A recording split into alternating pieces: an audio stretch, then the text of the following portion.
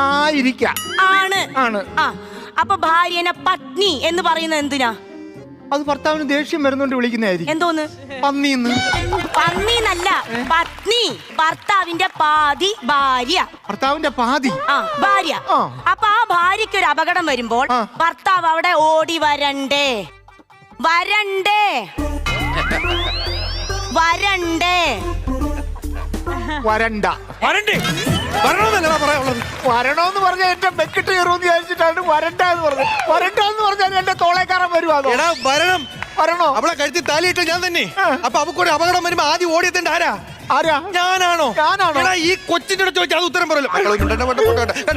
ആ കൊച്ചു പറയലോ ഉത്തരം. നീ എന്തിനാ പിന്നെ ഇങ്ങനെ പറഞ്ഞത്? വണ്ടണം. വരണ്ടേ? എടാ വരണോ വേണ്ടേ? വരണ്ടണ്ട. വരണം.